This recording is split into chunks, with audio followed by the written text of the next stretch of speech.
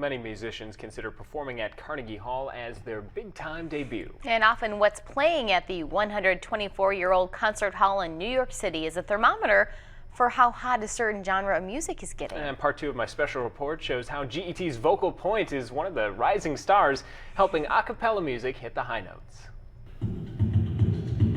It's the music at the forefront of a movement. The thing I'm telling people now is like, how do you get to Carnegie Hall? A cappella, a cappella, a cappella. DCINY would know.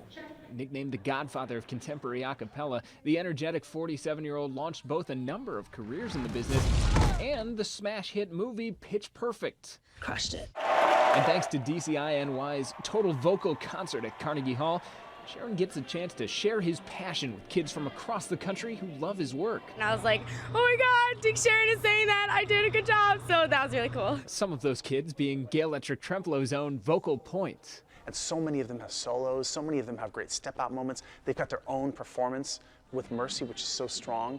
Like, this is like top-level high school a cappella. Then it's only natural they work with other top-level performers. This is my debut for Carnegie Hall. But Shelley Regner is no stranger to stage or screen. One of the Barden Bellas in Pitch Perfect, she's got the musical chops to back the acting ability. To be able to come in and just have this cohesion of music and come together and learn these songs and be able to perform together is so inspiring. And then there's Platteville, Wisconsin native Chesney Snow.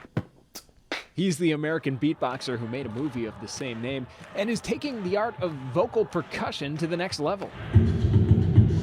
There's something that's very pure about that in a world where we really can become disconnected from our, from our humanity by the immersion into technology. So aside from the VIP treatment, it's huge for us to be able to come here and work with people like DCINY and Chesney Snow and people who are just the biggest names in the a cappella world. Why bring the big names together with big voices on one of the biggest stages in the world? It's a lot of not only loving music, but loving what the music means.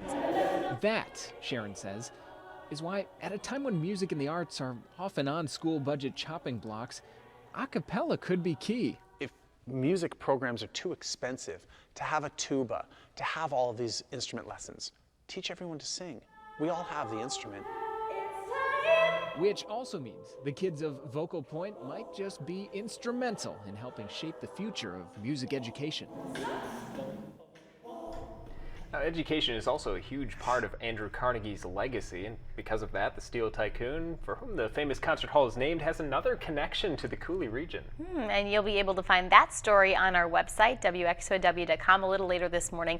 And there you can also see both parts of Dustin's report, part 3, coming up tomorrow, and that is about? That'll be the kids kind of describing their experience in their own words. I have to ask you, Deke Sharon, I mean, he seems high energy.